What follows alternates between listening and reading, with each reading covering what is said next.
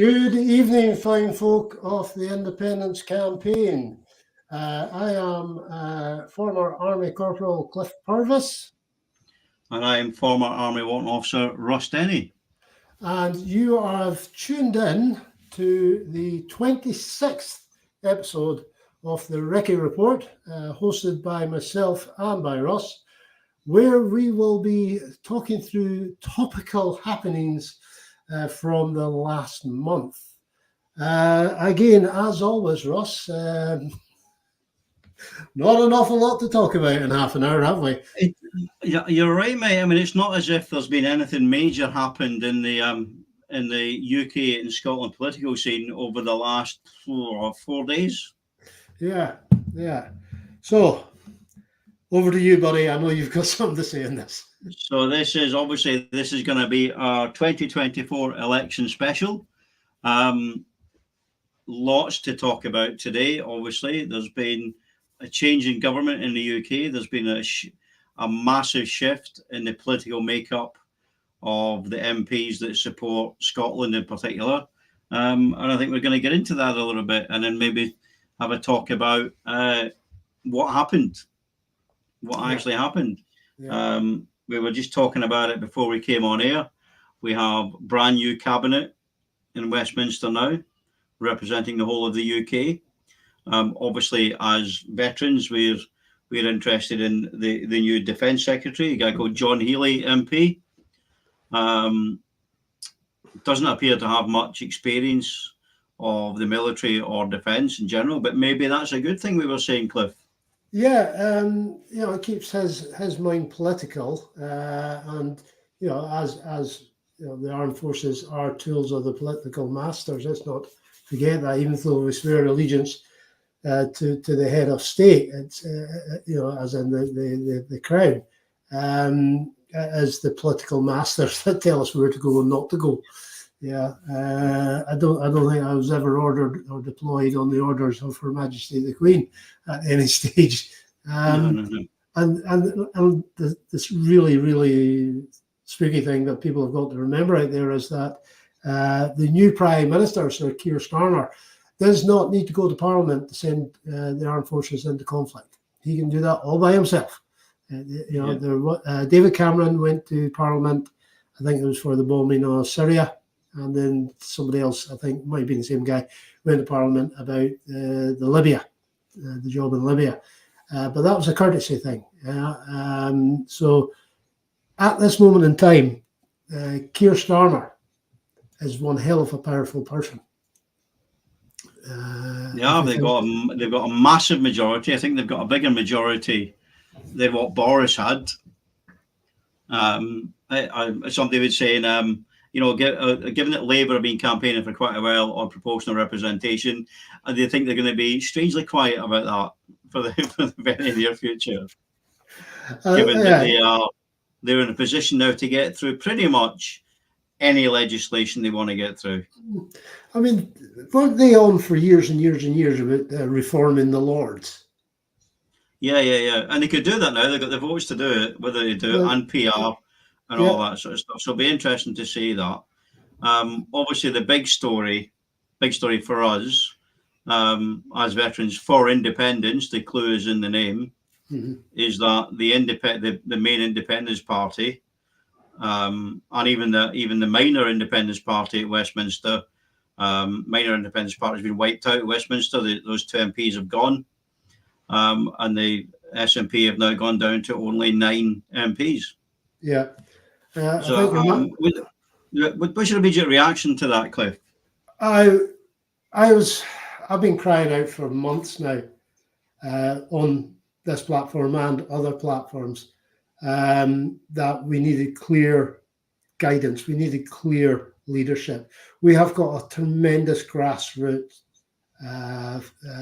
developed bedding. We needed leadership, dynamic leadership, and we weren't getting it. Me and you can only do so much on our shows. We can only do so much on our web pages, etc. But we need stuff to work with. It's like getting deployed. You'll get that in theatre. You'll get that in theatre. and you're sitting there going, I've got nothing to deploy with. Yeah. Yeah, Jam tomorrow. And it felt a bit like that. With it, it was a snap election, but we were in the period where an election could get called anyway, and to my mind, and I won't blame individuals here. I think it's a collective responsibility is required in this one. To my mind, there should have been an election plan put in place immediately and ready to rock and roll. Yeah, and you're right. And there's an aspect there of, and we spoke about this again yesterday.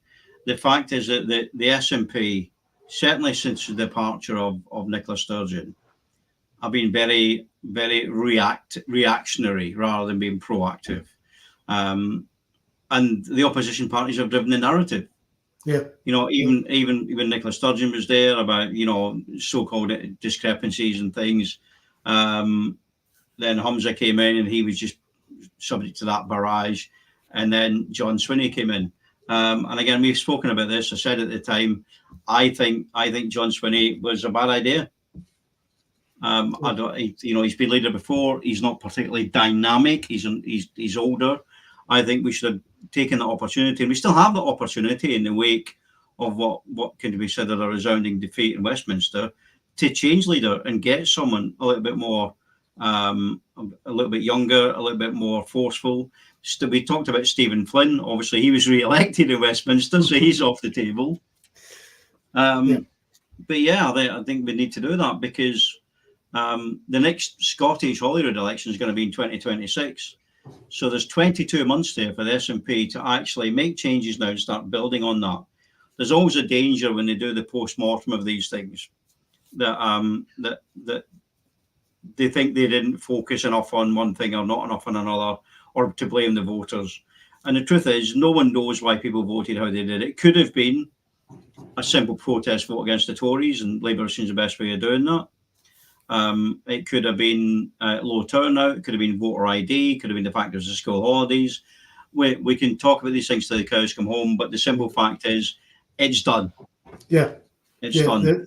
And there's always a danger, to use the military analogy, to always fight the last war. Absolutely, and that's why we need prepare for the next one. Yeah, that's why we need a dynamic change at the top of the main Independence Party. And still the Scottish government to get in there and swing things around. We need to get the narrative back, and we can only do that by having an anti-propaganda unit, to call it. Definitely. Before you get into that, mate, George Aitken saying Mary Black, I'm assuming for the leader, she stepped down, mate. She stepped down after the election. I don't think there's any way to get them in. I'm not sure how.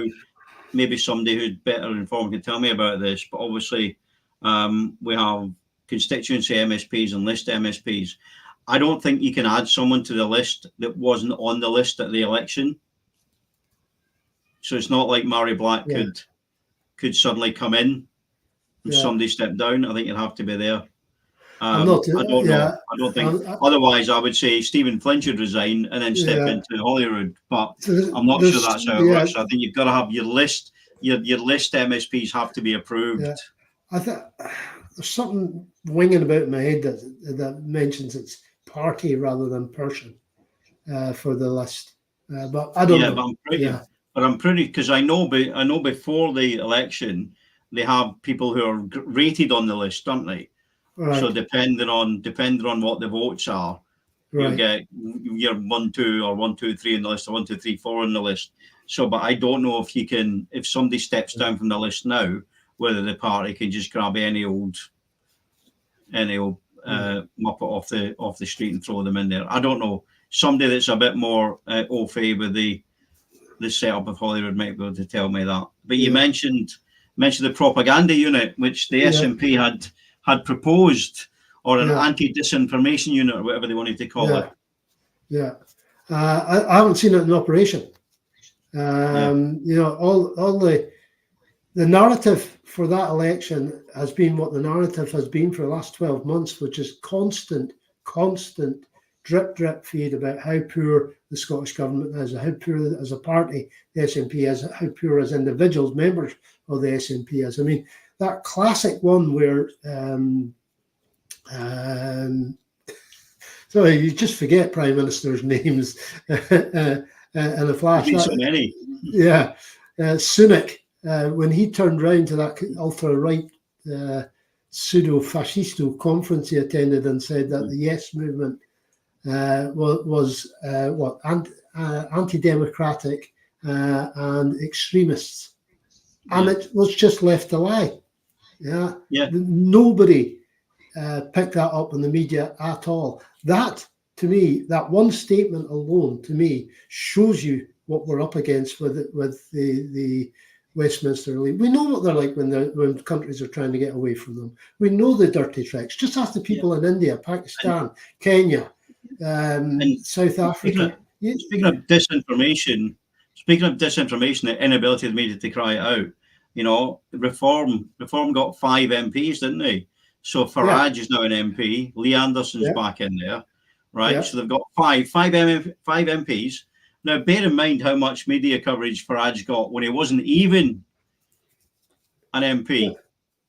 How much that is going to be amplified now and magnified by the British media. You're going to see Farage and Lee Anderson on all the things, on Question Time for the millionth time. The Tories probably will move even further to the right to try and capture those. And you're going to see it. Speaking of the right wing, I have to take my hat off now to France, who last week were looking to go fairly right wing, and then had a bit of a comeback yesterday and went, no, we're not having that. You know, I did actually a little dance when that one came through on the news feed. Yeah, I've got Euronews on my news feed, and it started sparking through yesterday, and I was doing little shuffly dances. My wife's looking at me, giving it, "What's up with you?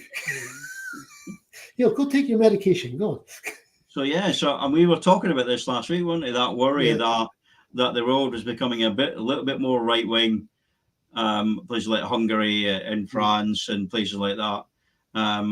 And the worry was, if Trump gets back in States in November, that it's going to be a massively different world we live in. So, kudos to France for pulling out the bag at the last minute. We do like that.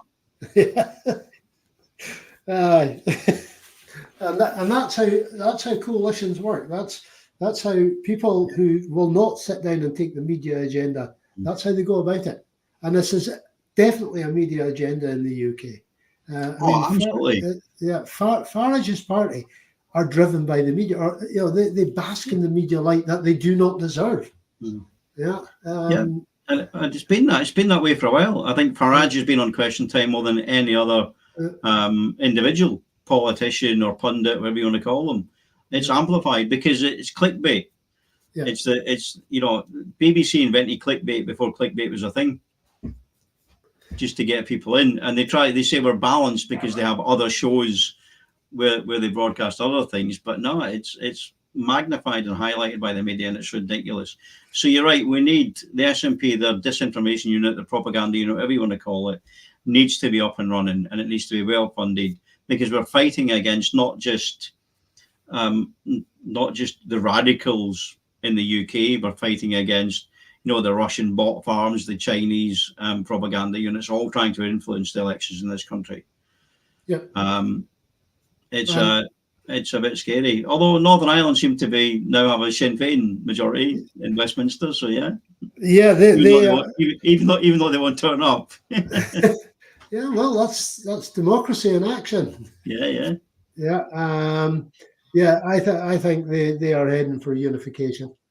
It's an unstoppable process now. Back to the anti-propaganda unit. If you don't mind, Russ, if anybody from the SNP is watching or listening in or gets told about this, if anybody from the Scotsman, STV, or from the National is paying any attention to this, I say those in particular because they are following our page.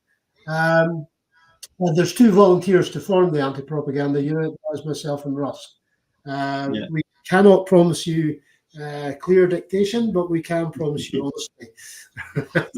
we can promise you irate responses to the bullshit that's getting pushed out. Yeah. We said that obviously the UK version is 7-7 Brigade. We're Scottish, mate. It's going to be 7-7 Brigade for us. Yeah, the lost detachment. Fancy name. I don't know.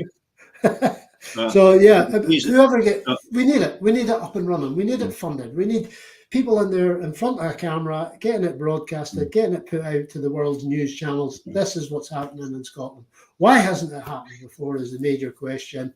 It's time to draw a line under the 4th of July 2024, move forward, looking towards 2026. And we need to be there with the right weapons to do the right job. So next show we'll have to get our eyes blacked out, mate, so we're unrecognisable. It'd be really cool about it. Well, there's already a few online that think I'm 7-7 Brigade anyway. So. Definitely, which mate. is kind of disappointing. Sorry. Yeah, but you said, and now's the chance, mate. Say 22 months until the Scottish elections. 22 months for Labour, for the shine to wear off and Labour to reveal what they're going to be for the next 5 years and push it out. And I think, the SNP needs to be more bold. They absolutely do. Yeah. I'm not overly concerned about the fact that we're down to 9 MPs in Westminster, because let's be honest, other than some decent sound bites from Stephen Flynn, they didn't really achieve anything. No. I'm happy to be corrected, but they were there. I mean, it sent a message. It sent a message which Westminster ignored. Yes, yeah, we've seen that when they had the debate about the ceasefire in Gaza. Yeah, when Stephen Flynn had the opportunity as leader of the third largest party in the Commons to stand up and do the questions or ask the question, and your man, the speaker, moved on to Labour straight away. And maybe now Labour has a majority. Maybe it's time for the SNP to take a leaf out of Sinn Féin's book and just and remove their MPs. Go for it. Yeah. It will make a statement, not as big a statement as withdrawing 40 odd MPs or 50 odd MPs, but removing it, and keeping them out of there. Keeping them out there, because there's nothing in the book that says they have to go for a by-election if they don't take the oath. Otherwise, definitely, because who's our representative? Who is Scotland's representative now? Oh, grief! In Westminster. Yeah, Mr. Union Jack suit. Does everyone know? Everyone recognise this fella? That is the new Secretary of State for Scotland, Ian Murray MP. More widely known for the Union Jack suit. So there you go. So that is why, probably for now until the end of time, that Ian Murray is this week's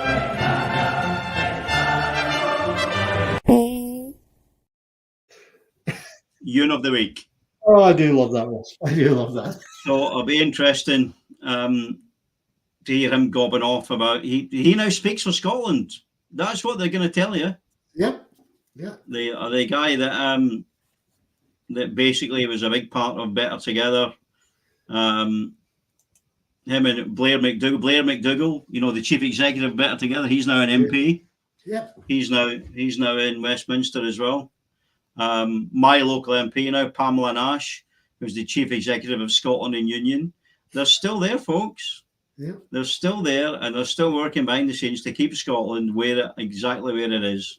Yeah, where they want it to be. Ill-informed, uneducated, and in the dark, and we need to fight against that.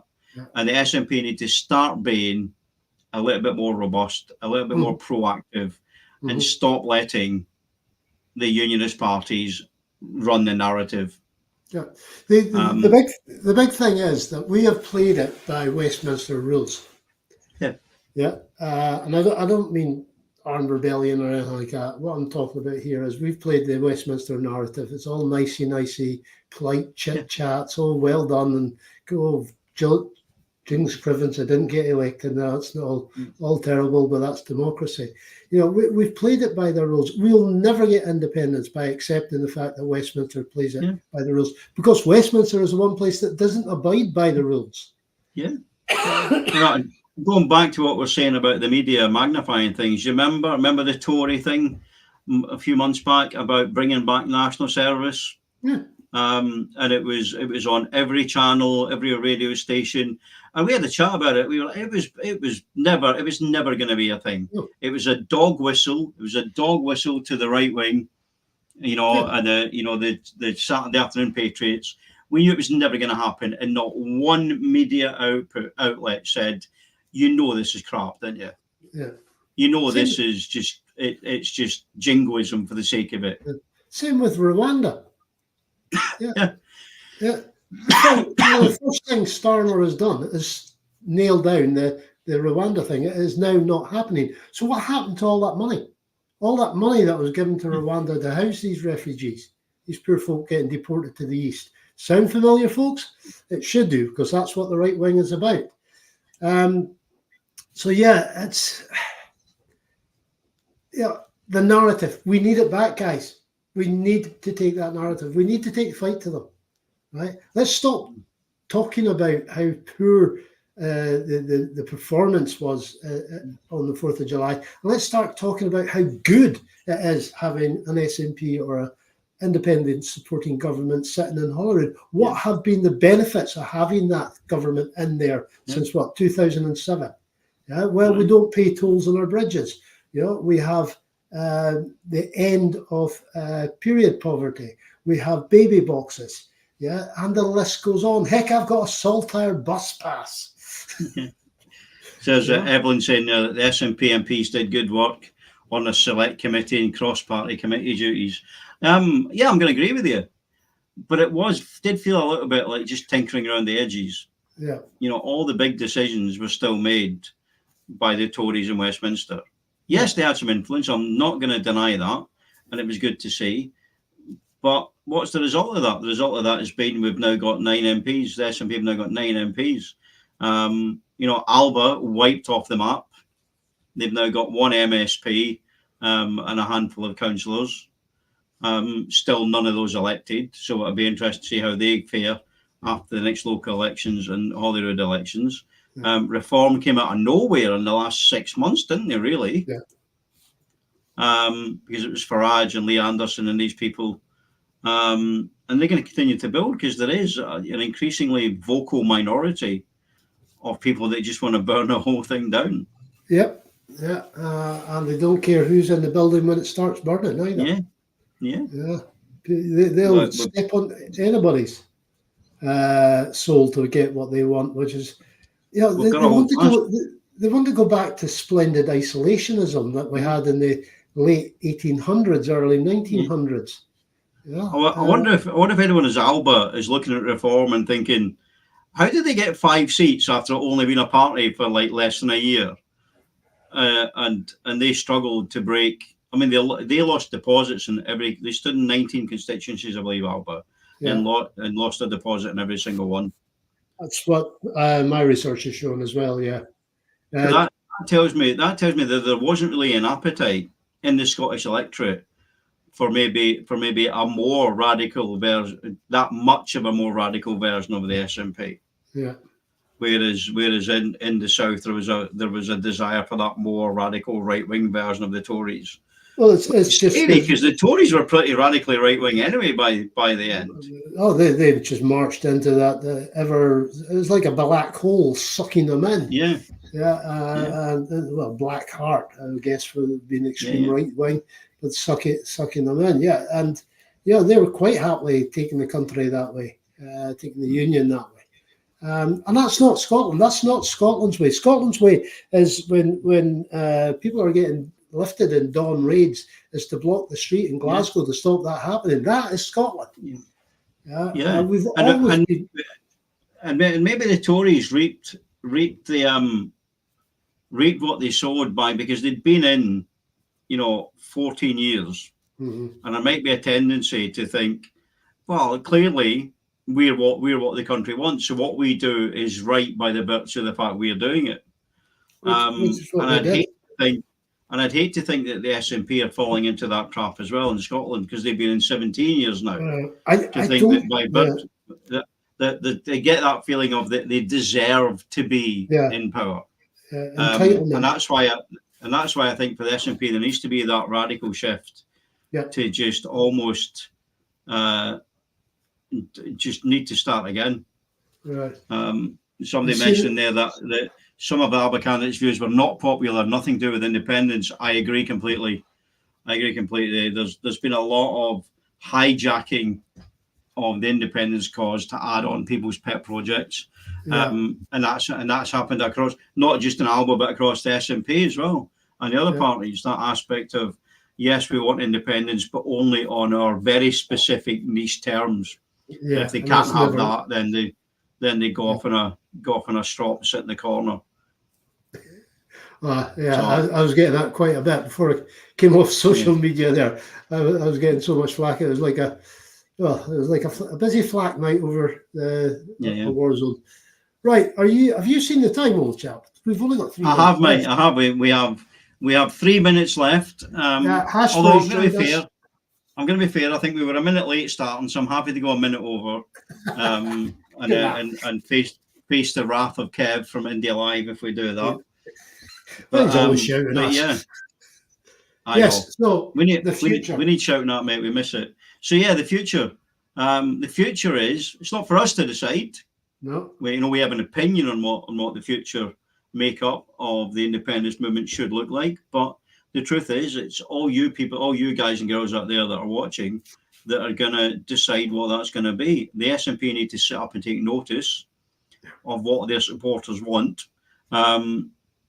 There's a conference. I think I got an email earlier saying there's the SNP conference is coming up, and it needs to be, as you say, Eden, it needs to be a grassroots movement, as it pretty much was from 2014. Was that grassroots movement which other people tried to emulate with the astroturfing, but didn't quite manage it. The independence movement is grassroots. The independence movement's not me or Cliff or the SNP. The independence movement is every single one of you out there. Mm-hmm. Yeah, and that's why it's inevitable. Yeah, there's Hashbury. It's a good post there from Hashbury. I hope the movement doesn't overanalyze the past. You're absolutely spot on, and we have actually mentioned that, but that's good backup from what myself and Russ were chatting about there. You're right. We can't overanalyze. It's happened. There's nothing we can do. The TARDIS doesn't exist. We can't go back in time and change things. So we have to look forward and get it right. We need to get it right. We cannot afford to lose an independent supporting government in Holyrood. Otherwise, we will get dead. We're dead and buried. And forget about independence, folks, because the Holyrood will get hollowed out. Whoever's in power in Holyrood will quite happily pass back to Westminster every meaningful bit of legislation. Yeah, definitely. And if it's not SNP or an SNP coalition in 2026, then that's it till 2031. Yeah. Maybe that's what needs to happen. I don't know. Maybe it needs to be burnt down and brought back like the phoenix from the ashes. But we don't know. I hope it doesn't. Hopefully that will be this general election just gone. Will be that phoenix. Definitely the old phoenix or the new one rising from the ashes from that. Yeah, the opportunity is there. We need to send that message. It needs to start now, folks. It does. It absolutely does. It's that time again, folks. We have come to the end of our allotted slot for this week. Thank you, everyone that's watched. Thank you, everyone that has commented and engaged with us tonight. We really, really do appreciate it. You're the difference between us engaging with you or us just, talking in our echo chamber. So it's really, really good to have you here. Thank you. Yeah, thanks for tuning in, folks. Yeah, and remember, even in our darkest hours, the future is bright. Independence is right. See you next month, folks. Take care, everyone. See you next time.